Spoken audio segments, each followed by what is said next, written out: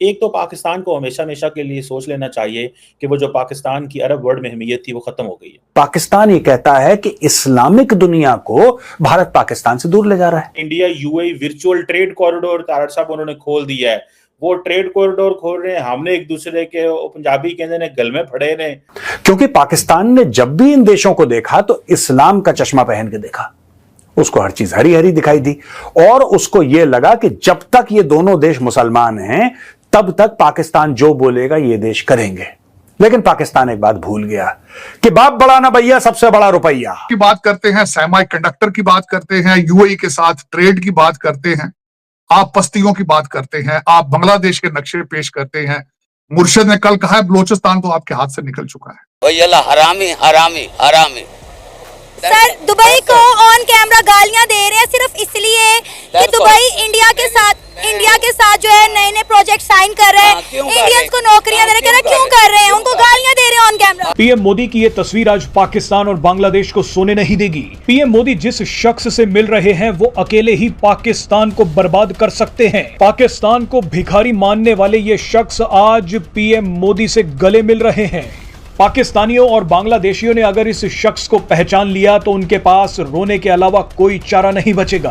Abu Dhabi के crown Prince का भारतीय दौरा ऐसे समय पर हो रहा है जब मिडिल ईस्ट में भयंकर तनाव मचा हुआ है, इसीलिए उनके इस दौरे की खास अहमियत है। संयुक्त अरब अमीरात वो देश है जिसने भव्य हिंदू मंदिर के लिए जमीन दी।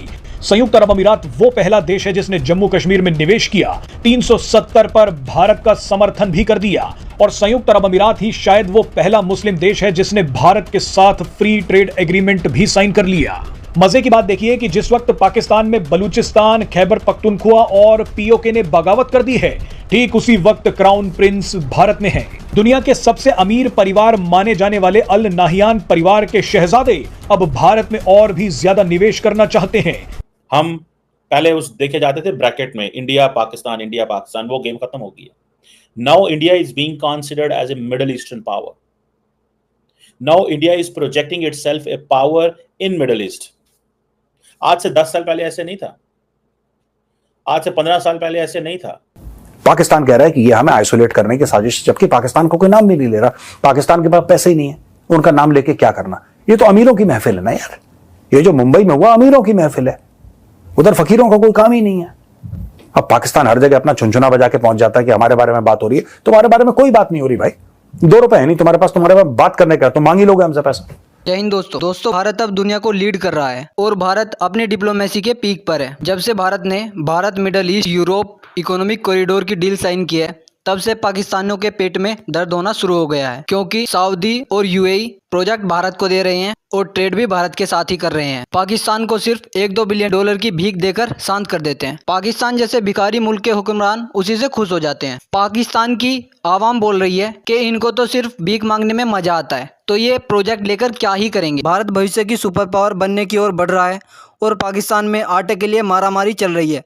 पाकिस्तान की सरकार $1 बिलियन के लिए पूरी दुनिया में हाथ फैला रही है। पाकिस्तान को कोई भी मुल्क प्रोजेक्ट इसलिए नहीं देता क्योंकि पाकिस्तान में कोई भी प्रोजेक्ट पूरा नहीं होता, जैसे कि CPEC अभी तक पूरा नहीं हुआ। पाक आवाम किस तरह अपनी हुकूमत को कोस रही है, वीडियो में देखते हैं। वीडियो अच्छी लगी हो तो लाइक करें, चैनल को सब्सक्राइब करें। मिलते हैं नेक्स्ट वीडियो में, तब तक के लिए जय हिंद। जो मिडिल ईस्ट है जिसमें ज्यादातर इस्लामिक कंट्रीज आ रही हैं, वो बड़े बड़े प्रोजेक्ट इंडिया को देते हैं और पाकिस्तान को सिर्फ कर्जा दे रहे हैं। पाकिस्तान को इन्होंने प्रोजेक्ट दे के करना क्या? पाकिस्तान करेगा क्या? कुछ भी नहीं करेगा। इनके अपने हालात ठीक होंगे तो कोई प्रोजेक्ट करेगा ना। कर्जा ही ले सकते हैं, कर्जा इन्होंने लेना है। वो उनको पता है ना कि ये इंटरेस्टेड ही कर्जा लेने में है।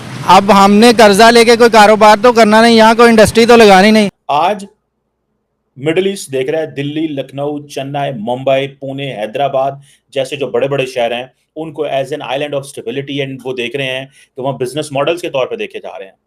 आज middle eastern and western world जो है वो इंडिया के एकेडमिक्स से, स्टूडेंट से, जर्नलिस्ट से, बिजनेस कम्युनिटी से उनसे बात कर रही है, उनको देखना चाह रही है। कंट्रीज इंडिया के साथ बैठ रही हैं और कितनी बड़ी पावर है जी। इंडिया उनके साथ ट्रेड कर रहा है, इंडिया उनके साथ बातचीत कर रहा है। इंडिया जो है, पहले अगर बात करें तो पहले भी गल्फ कंट्रीज के साथ इंडिया का ताल्लुक बहुत अच्छा था। इस मीटिंग के बाद तो और भी स्ट्रॉन्ग होने वाला है। बिल्कुल उनकी ट्रेड डबल होने वाली है। ठीक है, अब हमारे अगर पाकिस्तान के लोग किसी मुल्क में होंगे तो हम उससे अगर ताल्लुकात ख़राब करते हैं तो सारा हमारे पाकिस्तानियों पे असर पड़ेगा ना। अब इंडियन जो हैं इन 6 मुल्कों में हैं, उनके काम कर रहे हैं, उनका म्यार अच्छा है, कारोबार अच्छा है, उनके बल्कि इंडिया के इन्वेस्टर भी उन मुल्कों में अपना पैसा भी लगाया हुआ है। तो अब इसी वजह से उसको उन्होंने बैठाया सर पे। मुझे तो लगता है अब फ़लस्तीन का भी ये माँ बन के उसका काम हल करेगी मसला, इंडिया हल करेगा, क्योंकि मुसलमानों में तो इत्तेफाक ही नहीं है। मुसलमान तो बैठते नहीं है, 2 मुल्क बैठते हैं, 4 निकल जाते हैं, ठीक है। अगर मुसलमानों में इत्तेफाक होता तो आज ये मसले होते ही ना। आज ये इंडिया उनकी माँ ना बनता, पाकिस्तान उनकी माँ बनता। पाकिस्तान क्योंकि सुपर पावर है, पाकिस्तान के पास एटम बम है, इसलिए सारे मुस्लिम कंट्री पाकिस्तान की इज्जत करते हैं। लेकिन अब तो लग नहीं रहा, अब तो हमें कोई पूछ ही नहीं रहा, सब इंडिया की। अब देखें अबू धाबी के जो है प्रिंस वो भी आए हुए हैं इंडिया, और इधर से डॉक्टर एस जयशंकर जो है इस्लामिक कंट्रीज में मौजूद है। दोनों की आपस में बड़ी दोस्ती हो गई है सर। तो इसीलिए पाकिस्तानियों का पता चल गया दुनिया को कि इनके पास एटम बम शायद अब नहीं है। जो अभी हालात बन गए, जिस तरह ये मांग रहे हैं, इन्होंने एटम बम भी उनको दे दिया है। इनके पास कुछ नहीं है। अच्छा। ये सिर्फ बस खाली खोल लेके बैठे हुए हैं। हाँ। इनके पास एटम बम वगैरह कुछ भी नहीं है। एटम बम तो है, ये तो सारे 25 करोड़ पाकिस्तानियों को पता है। होता तो ये दिखाते, किसी पे चलाते, किसी को धमकाते। हाँ। ये तो हर किसी से डरते हैं। अच्छा। चलो इतने अगर एटम बम हमारे पास है तो थोड़े से उसमें से बेच के कर्जा उतार दो, या उनको बिल्कुल ख़त्म कर दो, उनको किसी को दे दो। भाई एटम बम को हमने चाटना है, जब हम वैसे ही मर रहे हैं, वबाओं से मर रहे हैं, बीमारियों से मर रहे हैं, भूख से मर रहे हैं, हमने अब एटम बम का क्या करना है। जिस दिन का हमने एटम बम भी के धमाके किए हैं, उस दिन से पाकिस्तान पीछे होता रहा है। हालांकि एटम बम हमारे पास आज का नहीं है, सन 85 का बना हुआ है। उनके पीएम ने एक स्टेटमेंट दी थी कि हमें तो पाकिस्तान से अब कम्पीट करने की जरूरत ही नहीं। वो कहते हैं, उसने 100% ठीक कहा था। हम कहते हैं कि अगर हम डिवाइड ना हुए होते, हम अंग्रेज़ों के कब्ज़े में होते अभी तक, तो हमारी हालत इससे 100% बेहतर होती।